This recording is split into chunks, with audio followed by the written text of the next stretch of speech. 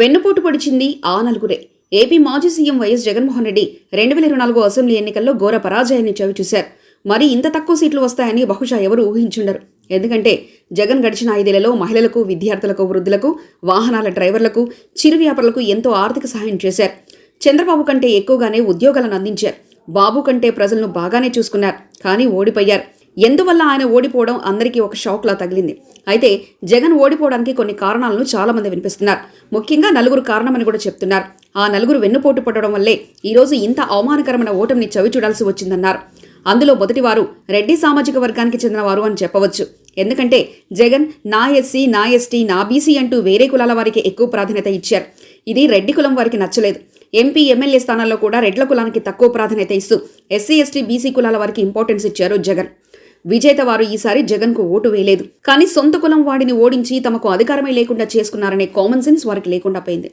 SC, ST, BC వాళ్ళు కూడా జగన్కు వెన్నుపోటు పొడిచారు. జగన్ లాగా ఏ అగ్రకుల నేత కూడా ఎస్సీ, ఎస్టీ, బీసీ వాళ్లకు ప్రాధాన్యత ఇవ్వలేదు. అయినా కూడా ఈ కులాల వాళ్ళు జగన్ని అర్థం చేసుకోలేదు. తమ మంచి కోసం ఒక నేత కృషి చేస్తున్నారనే కామన్ సెన్స్ లేకుండా కూటమికి ఓట్లు గుద్దేశారు. ఈ కులాల వారు ఒక 10 రూపాయలు వేరే వ్యక్తి వారు ఎక్కువిస్తున్నారంటే చాలు అటువైతే మొగ్గు చూపుతారు. చంద్రబాబు పెన్షన్ పెంచుతా అన్నారు. ఫ్రీ బస్, ఫ్రీ కరెంట్ అన్నారు. ఇక సంక్షేమ పథకాలు ఎక్కువగా అమలు చేస్తామని కూడా హామీ ఇచ్చారు. జగన్ కంటే ఎక్కువ ఇచ్చేస్తారు కదా అని చంద్రబాబు వైపు ఎస్సీ, ఎస్టీ, బీసీలు మళ్లారు. దానికి వారిని నిందించాల్సిన అవసరం లేదు. పేదరికం వల్ల ఆలోచన అలా తయారై ఉండవచ్చు.